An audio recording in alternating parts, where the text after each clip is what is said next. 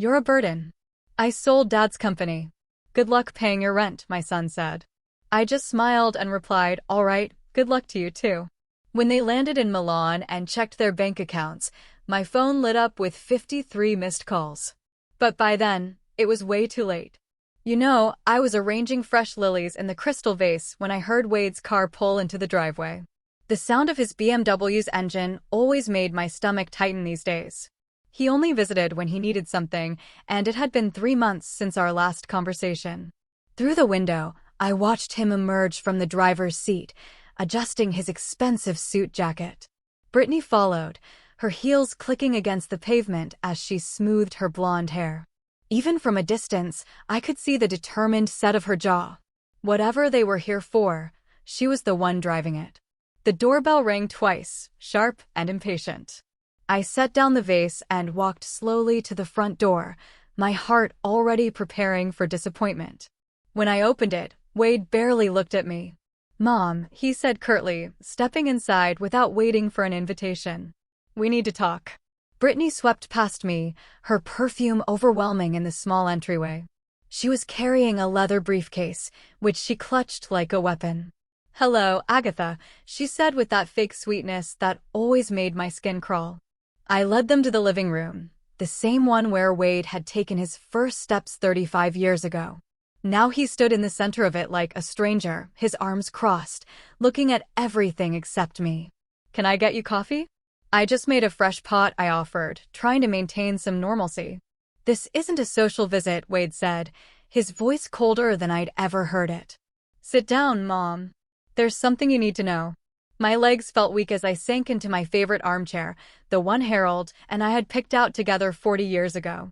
Brittany sat across from me, opening her briefcase with deliberate precision. Wade remained standing, towering over both of us. The company is sold, he announced as if he were discussing the weather. The words hit me like a physical blow. What do you mean sold? Brittany pulled out a thick stack of papers, setting them on the coffee table between us. The sale went through yesterday morning, she said, her voice businesslike.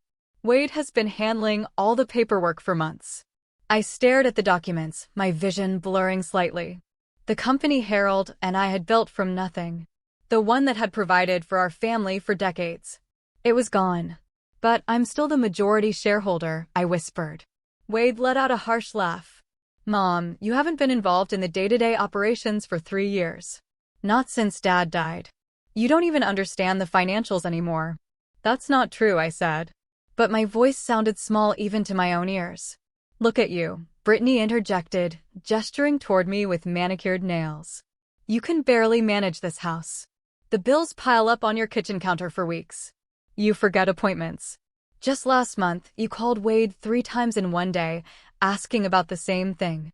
Heat rose in my cheeks. It was true that I'd been calling Wade more frequently since Harold's death, but not because I was confused, because I was lonely, because I missed having someone to share decisions with. Wade pulled up a chair directly in front of me, his elbows on his knees. Mom, you're 64 years old. You've been struggling since Dad passed.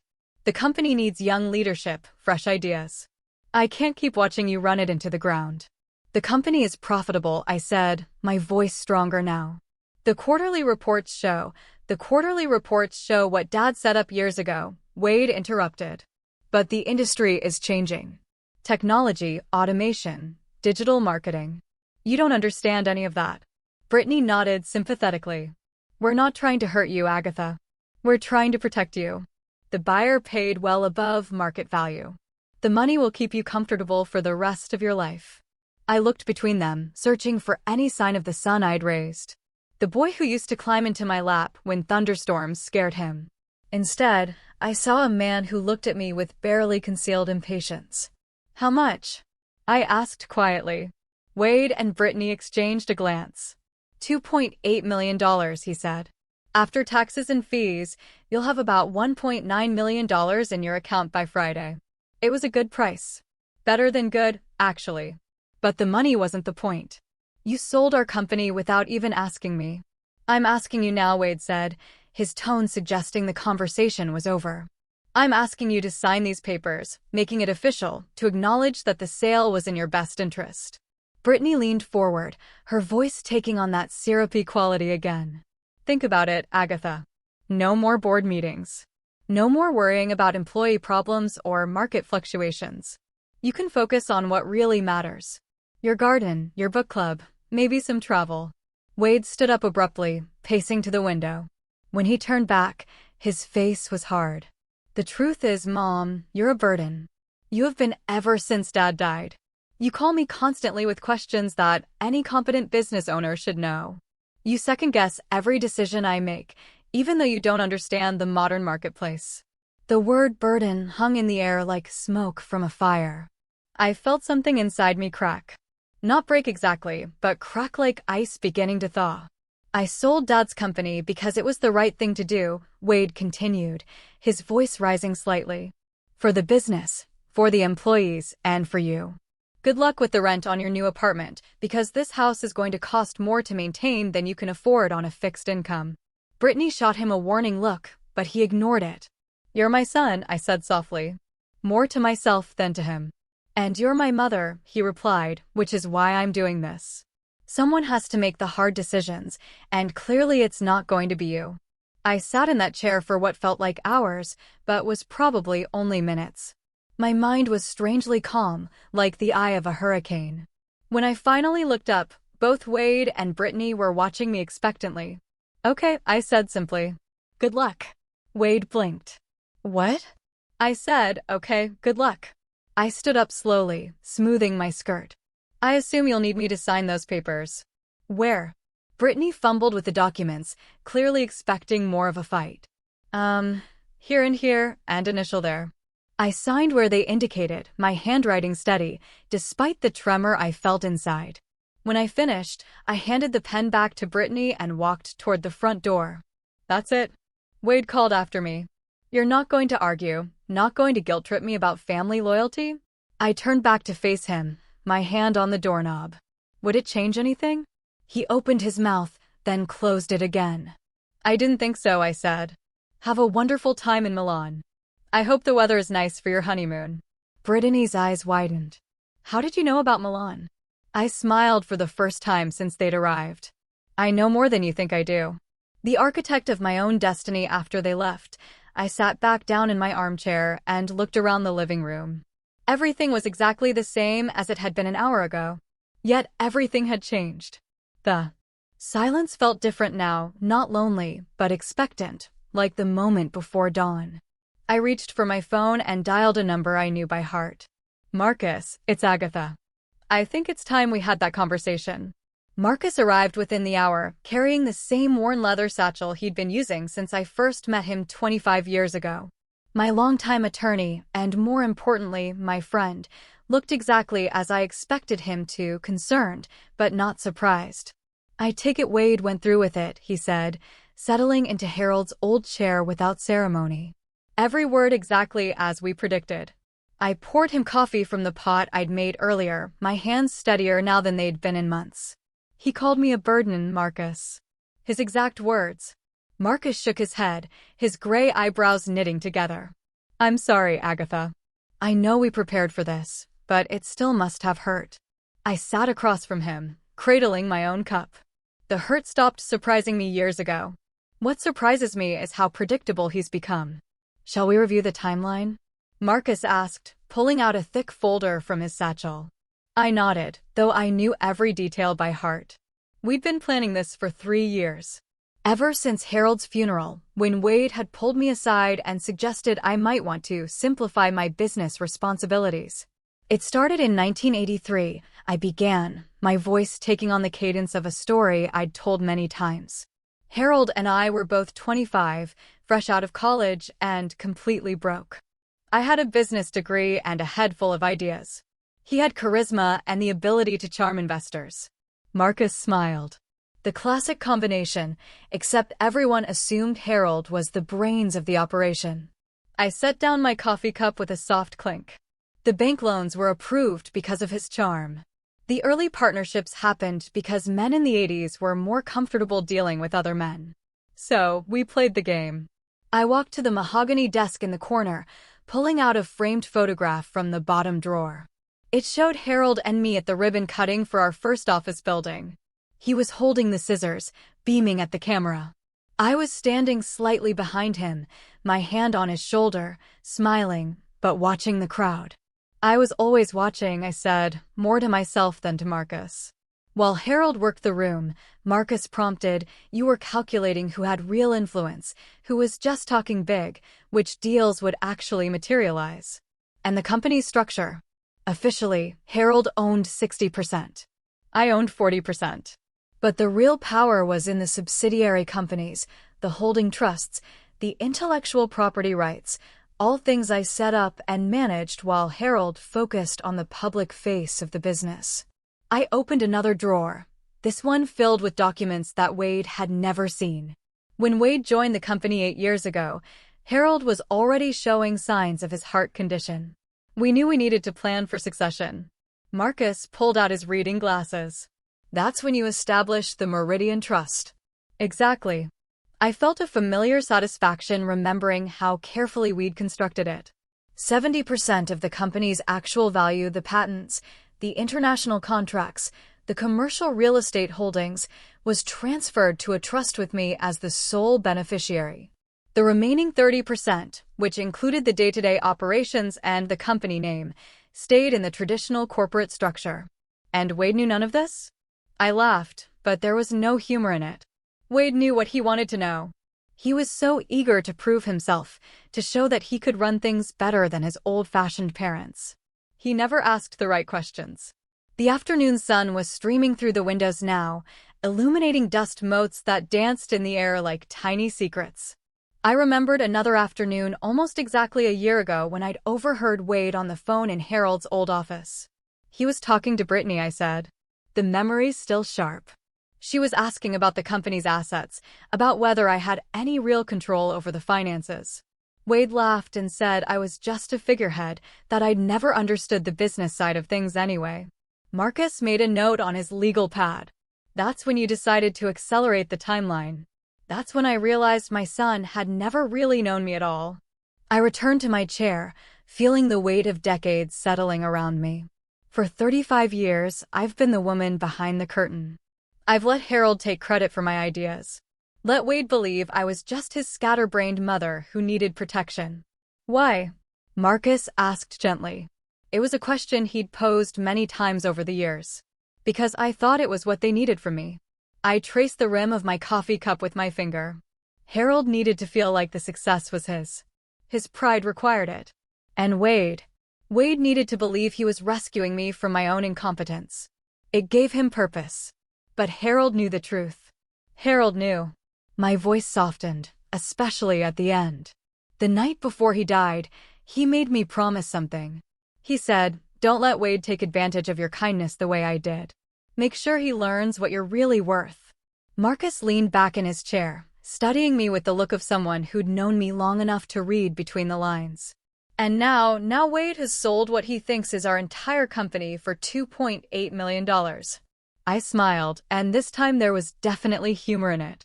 What he doesn't know is that he sold about 30% of the actual value. The shell, you might say. The Meridian Trust holdings are worth, as of yesterday's valuation, approximately $9.2 million. I pulled out a financial statement from the desk drawer. The patents alone are worth $4 million. The commercial properties we own in Houston and Phoenix are worth another $3.5 million. The international distribution rights account for the rest. Marcus whistled low. And Wade has no idea. Wade has spent the last 3 years telling me, I don't understand modern business. He's probably right. I don't understand why you'd sell a profitable company without doing due diligence on its actual assets. I stood and walked to the window, looking out at the garden Harold and I had planted together. Do you know what Wade said to me last Christmas? He said I was living in the past, that I needed to accept that the business world had moved beyond what a woman of my generation could understand. What did you tell him? I told him he was probably right. I turned back to Marcus. And then I made 3 new international deals, increased our patent portfolio by 40%. Marcus closed his folder and leaned forward. So, what happens now? Now, we wait for Wade and Brittany to arrive in Milan. They're staying at the Palazzo Parisi, the presidential suite. I booked it for them myself as a wedding gift, using company funds that no longer exist. Using funds from an account that Wade thinks contains his inheritance money. I felt a small flutter of anticipation in my chest.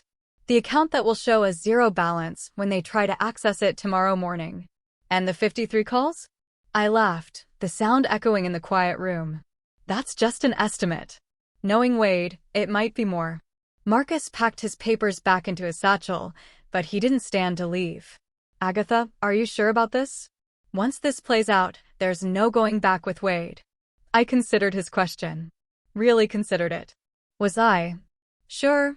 Was I ready to lose my son completely in order to teach him who I really was? Marcus, I said, I lost my son the day he decided I was a burden. Everything that happens now is just me getting my dignity back. After Marcus left, I sat alone in the house that suddenly felt more like home than it had in years. I picked up my phone and scrolled through my contacts until I found the number I was looking for. Carla, it's Agatha. Yes, I know it's been a while. Listen, I have a proposition for you. How would you feel about running a company again? As I talked, outlining my plans for expanding the business Wade had just unknowingly signed away, I realized something had shifted inside me. For the first time since Harold's death, I felt like myself again. The real me, the woman who'd built an empire while everyone thought she was just serving coffee and keeping the books. Tomorrow, Wade would learn the difference. Whether he could handle the truth remained to be seen. The call that changed everything. The first call came at exactly 9:47 a.m. Milan time, which was 2:47 a.m. where I was sitting in my kitchen, wide awake with a cup of chamomile tea. I'd been counting down the hours, knowing that Wade and Brittany would try to access their funds first thing in the morning after their arrival. I let it ring. The second call came 3 minutes later, then another. By the fifth call, my phone was vibrating so aggressively on the kitchen table that it nearly fell to the floor. I picked it up on the sixth ring. Hello, Wade. Mom. His voice was strained. Panic barely contained beneath a thin veneer of control. There's a problem with the bank accounts. Some kind of technical issue. The funds from the sale aren't showing up. I took a slow sip of my tea. That's strange. Have you called the bank? Of course, I called the bank. The veneer was already cracking. They said the account was closed yesterday afternoon. Closed? Mom, how does an account just close itself? I wouldn't know, dear. Banking isn't really my area of expertise, as you've reminded me many times. There was a pause, and I could hear Brittany's voice in the background, sharp and demanding. Wade covered the phone, but I could still make out her words. Tell her to fix it now, Mom. Wade's voice was back, more controlled, but with an edge I'd never heard before. I need you to call Marcus. There's obviously been some kind of mistake with the paperwork. The sale money should have been deposited yesterday. I'll call him in the morning, I said pleasantly. It's nearly 3 a.m. here, Wade. I'm sure whatever it is can wait until business hours. No, it can't wait. The controls snapped completely. We're in Milan, Mom. We have reservations, plans. I paid for a suite at one of the most expensive hotels in Europe. Our cards aren't working either. I made a sympathetic clicking sound with my tongue. That does sound inconvenient. I hope you brought some cash for emergencies. The line went quiet, except for the sound of Wade's breathing, which was becoming increasingly ragged. When he spoke again, his voice was dangerously low. Mom, I'm going to ask you once more, and I need you to listen very carefully. Call Marcus right now and find out where our money is. Our money. I repeated the phrase slowly, tasting each word. I wasn't aware that you and I had any joint accounts. The money from the sale. My inheritance. The $2.8 million that should be in my account right now. I set down my teacup with deliberate care. Oh, that money? Yes. I know exactly where that is. Thank God. I heard him exhale. So call Marcus and it's in my account, I said simply. The silence that followed was so complete, I wondered if the call had dropped. Then Wade's voice came back, barely above a whisper. What did you say? I said, the money is in my account, where it's always been, where it will stay. The explosion was immediate. What the hell are you talking about? I sold the company. I have the paperwork. You signed it yourself. Yes, you did sell the company. And yes, I did sign the papers. You sold 30% of Herald Industries for $2.8 million. Quite a good price for what you actually owned, all things considered. I could hear Brittany now, her voice getting closer to the phone. What is she saying, Wade? What is she talking about? Mom. Wade's voice was shaking now. Whether from rage or fear, I couldn't tell. Stop playing games. You can't do this. The company was Dad's. It's mine now. The company name was your father's, yes. And the daily operations, the employee payroll, the office lease in downtown Austin. All of that was yours to sell. And you did. Congratulations. Then where? His voice cut off abruptly, and I knew he was beginning to understand. Where are the assets? I finished for him. The patents, the international contracts, the commercial real estate, the manufacturing rights, those were never part of what you inherited, dear. Those were always mine. The phone clattered, and I heard Brittany's voice clearly now. Give me that phone. Mrs. Holloway, this is Brittany. I think there's been a misunderstanding. Hello, Brittany. How's the weather in Milan? Never mind the weather. Wade is telling me you're claiming ownership of assets that rightfully belong to him. That's not legally possible. I've seen the incorporation papers. You've seen some incorporation papers, I corrected, the ones Wade wanted you to see. Tell me, did you happen to review the Meridian Trust documents or the Patterson Holdings subsidiary? Or perhaps the intellectual property assignments filed with the state of Delaware? The silence told me everything I needed to know. I didn't think so, I continued. You see, Brittany, when you spend 40 years building a business, you learn to protect your interests. You learn that sometimes the most important assets are the ones that aren't written on the letterhead. Wade's voice came back on the line. And now there was definitely fear there. Mom, you can't do this. I'm your son. We're family. Yes, we are family. Which is why you felt comfortable calling me a burden and selling what you thought was my life's work without even consulting me. I stood up from the kitchen table and walked to the window, looking out at the sunrise, beginning to paint the sky pink. Tell me, Wade, did you really think I was so senile that I wouldn't know what you were planning? Planning? I wasn't planning anything. I was trying to help you. You were trying to help yourself to what you thought was an easy inheritance. The difference is that you were counting on me being the helpless old woman you've convinced yourself I am. Brittany grabbed the phone again. This is elder abuse. We're going to sue you for everything you have. I laughed. A genuine sound of amusement. With what money, dear, and which lawyers? The ones you haven't paid yet because you're standing in a hotel lobby in Milan without access to funds. We'll figure it out. Wade said, back on the line now. I'll call everyone I know. I'll call Dad's old business partners. They'll loan me the money to fight this. You mean the business partners whose contracts are now void because the company they partnered with no longer exists in any meaningful form? I asked. Or perhaps you mean the ones who are currently negotiating new, more lucrative deals with Meridian Trust? The sound that came through the phone was something between a growl and a sob.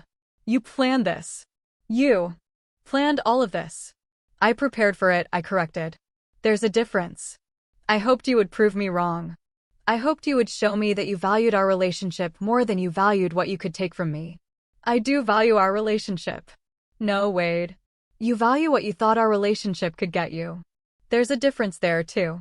I heard hotel lobby sounds in the background, voices speaking rapid Italian, and the unmistakable ding of an elevator.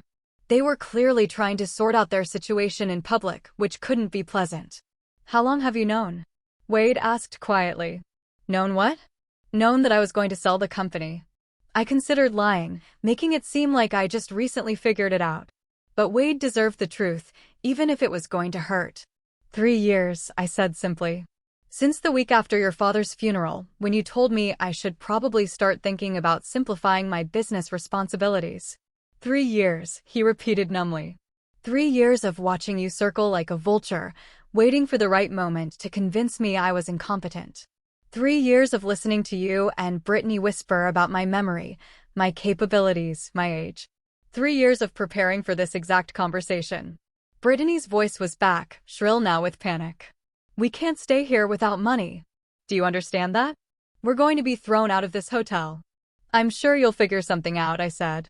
You're both so much more capable than I am, after all. Surely a little problem like being stranded in Europe without funds is nothing for people with your business acumen. Mom, please. Wade's voice broke on the word. I made a mistake. I see that now. Just tell me what I have to do to fix this. For a moment, just a moment, I felt the old familiar tug of maternal instinct, the desire to rescue him, to make everything better, to be the mother who solved all his problems. But then I remembered sitting in my living room yesterday, listening to him call me a burden. You can start by figuring out how to get home from Milan without my help, I said. Consider it a learning experience in problem solving. You can't just abandon us here. I'm not abandoning you, Wade. I'm letting you experience what independence feels like. Isn't that what you wanted? To be free of your burden of a mother. The phone went quiet except for the sound of Wade's breathing. When he spoke again, his voice was small, defeated. What happens now? Now you learn what I've always known, I said, watching the sunrise paint the world in shades of gold. That family isn't just about blood. It's about respect. And respect isn't something you inherit, Wade.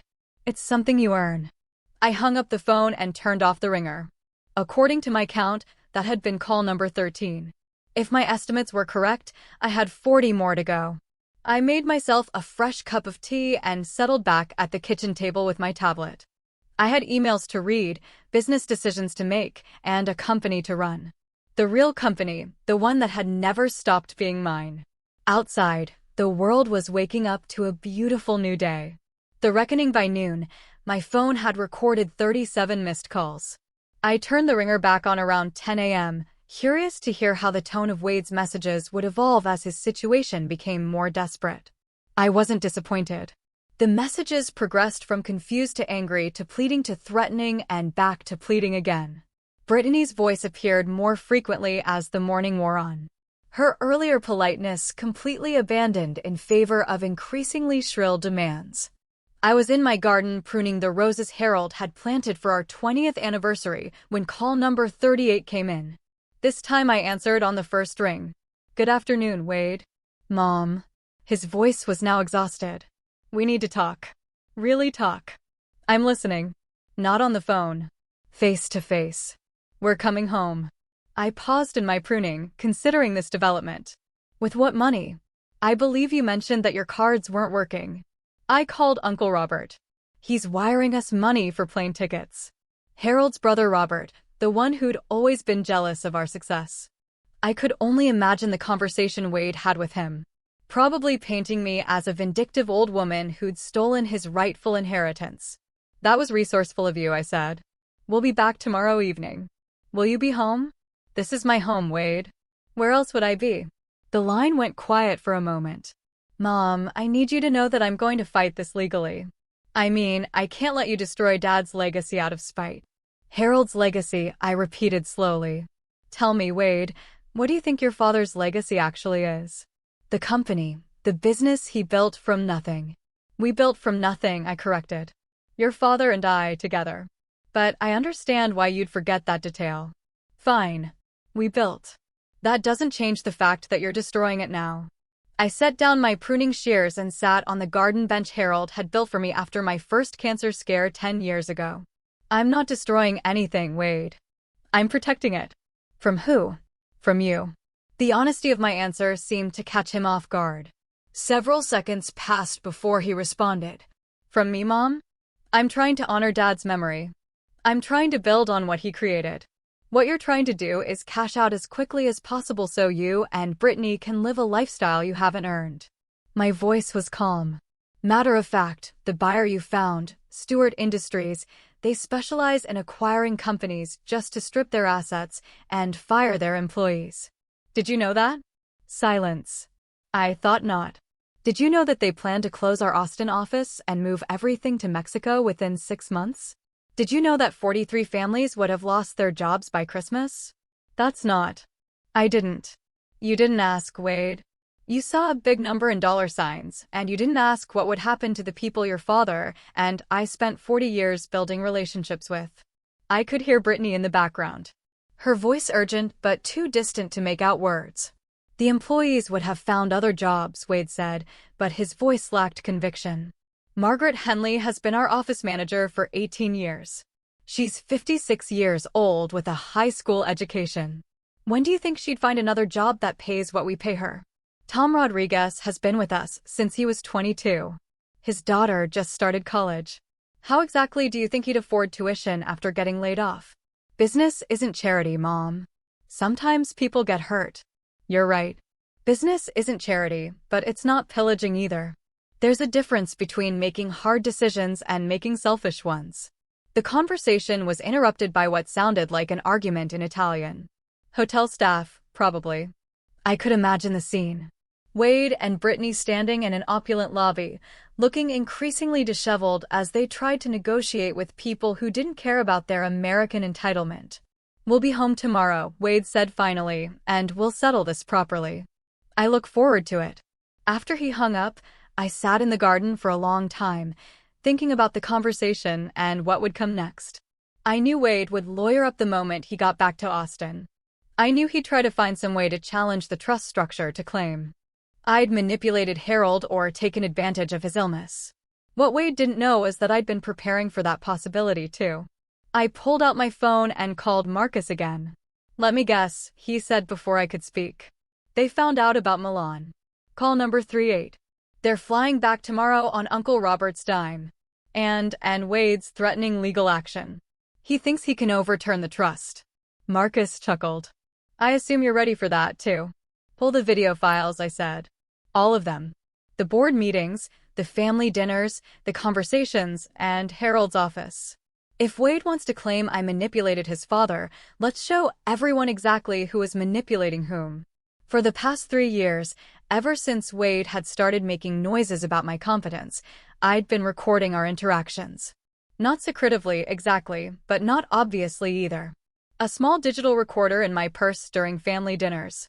Voice memo apps running during phone calls. Security cameras in the office that captured more than just break-ins. I'd learned long ago that documentation was protection, especially for women in business, especially for older women in business. How extensive are we talking? Marcus asked. Extensive enough. Wade telling Harold that I was getting confused about basic business concepts. Wade suggesting to his father that maybe it was time to transition me into an advisory role only.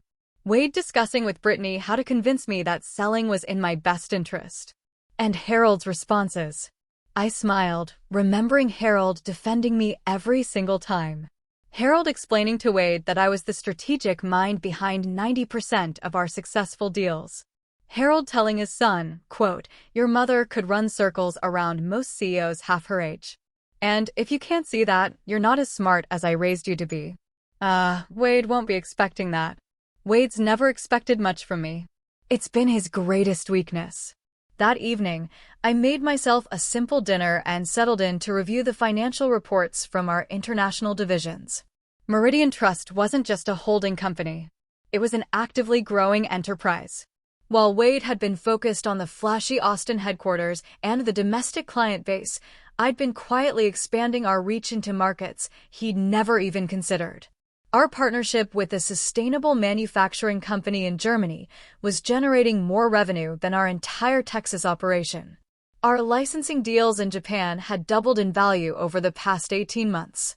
The software patents we developed for inventory management were being used by companies across 3 continents. Wade thought he'd sold our company for $2.8 million. What he'd actually done was sell the least valuable portion of an empire worth more than $15 million. My phone buzzed with a text message from an unknown number. This isn't over. You've made the biggest mistake of your life. B. Brittany apparently had found a way to send international texts.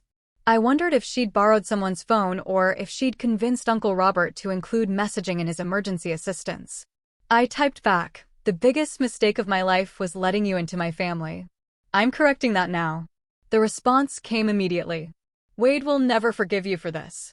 I stared at that message for a long moment, feeling something settle deep in my chest, something that felt like relief. Good, I typed back. Maybe now we can have an honest relationship. I turned off my phone after that and spent the evening reading. Harold had always said that the best business decisions were made with a clear mind and a calm heart. Tomorrow would bring drama, accusations, and probably lawyers. Tonight, I wanted to enjoy the peace of a house that finally felt like mine again. Around midnight, I walked through the rooms Harold and I had shared for so many years. The living room where we'd planned our first expansion. The kitchen where we'd celebrated our biggest contracts. The office where we'd worked side by side, building something we were proud of. For 3 years, this house had felt like a mausoleum, a shrine to a man who was gone, and a business I thought I'd lost control of. Tonight, it felt alive again. I stopped in front of the family photos, lining the hallway, looking at images of Wade as a child, a teenager, a young man just starting his career. In every photo, he was smiling, confident, surrounded by love and support. I'd given him everything I could think of to give him: education, opportunity, unconditional love, and a path to success. What I'd apparently failed to give him was respect for the people who'd provided all those things. Tomorrow, he'd learn what it felt like to lose them. And maybe, if I was very lucky, he'd also learn what it took to earn them back. The long road to reconciliation. Wade's rental car pulled into my driveway at 6:43 p.m. the following evening. I'd been watching from the kitchen window, timing their arrival with the same precision I'd once used to schedule international conference calls. They were 12 minutes later than the flight tracking app had predicted, which meant they'd probably argued about something during the drive from the airport. I didn't rush to answer the door when Wade's familiar, impatient knock echoed through the house. Instead, I finished washing my dinner dishes, dried my hands carefully, and smoothed my hair before walking slowly to the entryway. Through the frosted glass, I could see 2 figures standing stiffly on my porch. When I opened the door, the difference in their appearance was startling. Wade's usually immaculate suit was wrinkled from travel. His hair disheveled, and his eyes held a wild, desperate look I'd never seen before. Brittany looked even worse. Her makeup was smeared, her designer clothes looked slept in, and she was clutching an oversized purse like a life preserver. "Mom," Wade said, his voice carefully controlled. "We need to talk." "Of course. Come in." They followed me to the living room, the same space where this had all begun just 4 days ago. But the dynamic had shifted completely. Where Wade had once stood confidently, now he perched on the edge of the sofa like he was ready to bolt. Brittany sat beside him, her eyes darting around the room as if she was cataloging items for potential value. "I've brought my lawyer," Wade announced, trying to reclaim some authority. "He'll be here tomorrow morning. We're going to contest the trust documents." "That certainly is your right," I said pleasantly, settling into my favorite chair. Though I should warn you that legal challenges to properly executed trusts rarely succeed, especially when there's 30 years of documentation supporting their validity. Brittany leaned forward, her composure finally cracking completely. "You can't do this to us, Agatha. We have a life planned. We have commitments. I quit my job at the hospital because Wade said we'd be set for life." "You quit your job?" I raised an eyebrow. "How presumptuous of you." "We bought a house," Wade said quietly. "Based on the expected sale price, the down payment is due next week." "That does sound like a problem," I agreed. "Poor financial planning often leads to such difficulties." Wade's careful control slipped. "Stop playing games. You know what you've done. You've stolen what rightfully belongs to me." "Have I?" I pulled out a manila folder from the side table beside my chair. "Let's review what rightfully belonged to you, shall we?" I opened the folder and spread several documents across the coffee table. Wade and Brittany leaned forward, squinting at the legal text. "This is your father's will," I said, pointing to the first document. "As you can see, he left you the family business as it was legally constituted at the time of his death. That included the corporate name, the office lease, the employee contracts, and the domestic client relationships." Wade grabbed the document, scanning it frantically. "It says I inherit his share of Herald Industries, which was 60% of the company." "Correct. 60% of Herald Industries as it existed 3 years ago." I pulled out another document.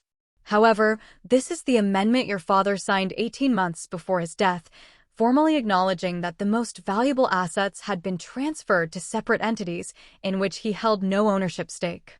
"That's impossible," Brittany said, snatching the paper. "Harold wouldn't have signed away his own assets." "Harold didn't sign away anything," I corrected. Harold acknowledged what had always been true, that those assets were mine to begin with. I was the one who developed the patents, negotiated the international contracts, and purchased the commercial properties. They were never his to leave to anyone.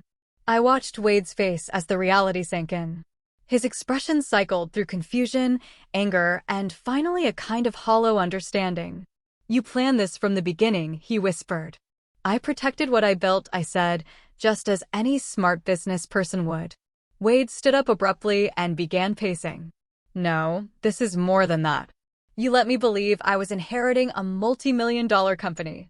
You watched me make plans, make commitments, quit my job to focus on running the business full-time. You set me up to fail. I gave you exactly what your father left you," I said calmly. "If you chose to make assumptions about the value without doing proper due diligence, that's not my responsibility." "Due diligence?" Wade's voice cracked. "You're my mother. I trusted you." "Did you?" "Because from where I sit, it looks like you trusted that I was too stupid and too grief-stricken to notice what you were planning." I pulled out my phone and scrolled to a voice recording I'd saved from 8 months ago. Wade's voice filled the room, tiny but clear from the phone's small speaker. "Brittany, I'm telling you, she has no idea what she's sitting on. Mom thinks the company is worth maybe $3 million tops. She's always been clueless about the financials. Once I convince her to sell, we'll have enough to buy that house in Westlake and still have millions left over. The old lady will be so grateful for our help. She'll probably give us power of attorney over her personal accounts, too."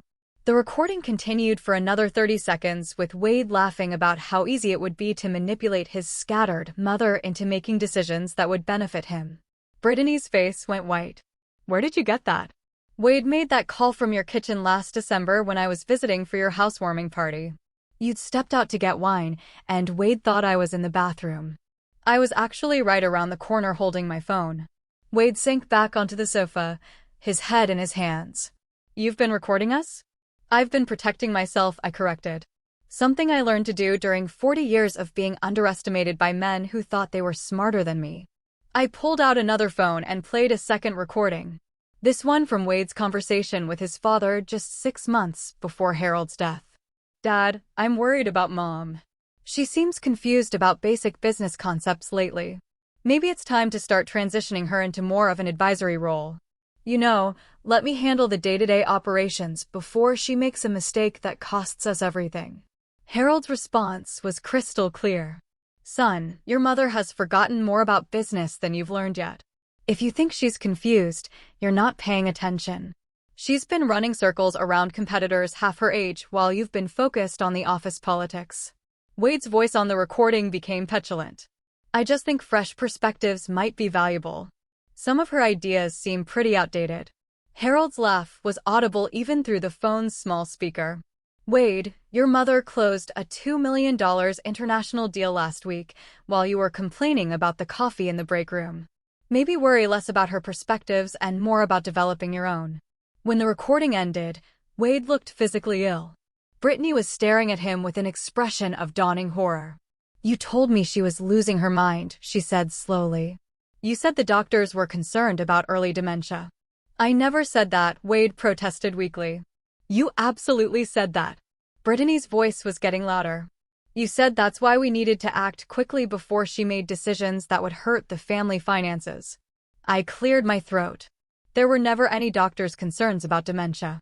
My last cognitive assessment, done as part of my annual physical 4 months ago, showed no signs of any mental decline whatsoever. I can provide you with the medical records if you'd like." Brittany turned to stare at Wade with a look of pure disgust. "You lied to me about everything." "I didn't lie," Wade said desperately. "I was trying to protect our future. Mom's getting older and you thought you could steal from your own mother and convince your wife it was for her own good," I finished. "The question now is what you're planning to do next." Wade looked around the room like a trapped animal. "I'll contest the trust. I'll hire the best lawyers in Texas. I'll prove that you manipulated Dad when he was sick." "With what money?" I asked reasonably. "Your cards don't work. Remember? Uncle Robert paid for your plane tickets, but I doubt he's prepared to fund a prolonged legal battle against trusts that have been properly maintained for 3 decades. I'll figure something out." You could, I agreed. Or you could accept reality and decide what kind of relationship you want to have going forward. Brittany stood up abruptly. I'm not staying for this. Wade, fix this or I'm done. I didn't marry someone who would lie to me about millions of dollars and then lose it all through sheer stupidity. She stormed toward the front door, her heels clicking angrily against the hardwood floor. Wade started to follow her, then stopped and turned back to me. What do you want from me? He asked, his voice broken. I want you to decide whether you love me or just what you thought I could give you, I said quietly. Because one of those relationships has a future and one of them doesn't. Wade stared at me for a long moment, then walked out without another word. Through the window, I watched him and Brittany have what appeared to be a vicious argument beside their rental car. She got in on the passenger side, slammed the door, and they drove away. My phone rang 20 minutes later. Wade's number. Mom, I need a place to stay tonight. Brittany threw me out of the hotel. The spare room is available, I said. The rent is $50 a night, and you'll need to help with housework. $50. Mom, I don't have $50. Then I guess you'd better start figuring out how to earn some. There was a long pause. Are you really going to make me homeless? I'm going to let you experience what independence looks like when you don't have a safety net, I said. Consider it education and personal responsibility. I'm your son. Yes, I said, and it's time you learned what that actually means. Rebuilding and redefining 6 months later, I stood in the kitchen making coffee for two, a routine that had become as natural as breathing. The morning sun streamed through windows that sparkled. Wade had cleaned them yesterday as part of his weekly responsibilities. The house had never looked better or felt more peaceful. Good morning, Mom. Wade appeared in the doorway, dressed in jeans and a simple button-down shirt. His hair still damp from the shower. The designer suits were long gone, sold months ago to help pay for basic necessities. Good morning. How did you sleep? Better than I have in years, actually. He moved to the cabinet and pulled out 2 mugs, a gesture that had become automatic. I finished reviewing the quarterly reports last night. The German partnership is exceeding projections by 18%. I smiled, handing him his coffee black. The way he'd learned to drink it when expensive coffee makers and fancy creamers were no longer in the budget. And the Tokyo expansion? The contracts should be finalized by the end of the month. Your instincts about the market timing were perfect. It had taken Wade 3 months to stop being bitter about working for his mother instead of inheriting her company. It had taken another 2 months for him to realize that he was actually learning more about business than he ever had when he thought he was entitled to success. The transformation hadn't been easy or pretty. After Brittany left him at the hotel that night, Wade had spent 2 weeks sleeping on friends' couches, trying to borrow money for lawyers to contest the trust. One by one, his friends had stopped returning his calls when they realized he had no way to pay them back. Uncle Robert had refused to fund a legal battle after Harold's lawyer confirmed that the trust documents were airtight. Wade had finally shown up on my doorstep 3 weeks later, exhausted and humbled, asking if my offer of the spare room was still available. I'll pay the $50 a night, he'd said, standing on the porch with a single suitcase. And I'll do the housework. I just need somewhere to stay while I figure out what comes next. What comes next is up to you, I'd told him. But if you're staying here, you follow my rules. The rules had been simple, but non-negotiable. No drinking, no drugs, no overnight guests without permission. Rent paid weekly in advance. Household chores assigned and completed without complaint. Most importantly, if he wanted to be part of the family business again, he would start at the bottom and work his way up based on merit, not bloodline. I have a meeting with the Henderson Group this afternoon, I said now, settling at the kitchen table with my coffee. Would you like to sit in? Wade's eyes lit up. Really? They're one of our biggest potential clients. They're also notoriously difficult to work with. I thought you might learn something from watching how to handle demanding customers. 6 months ago, Wade would have bristled at the suggestion that he needed to learn anything. Now he nodded eagerly. I'd appreciate that. Should I prepare anything in advance? Review their file. Study their previous partnerships. Think about why they might be hesitant to work with us and how we might address those concerns. Already done, Wade said, pulling out a notebook filled with his handwriting. I stayed up until midnight researching their corporate culture and recent market challenges. I felt a familiar warmth in my chest.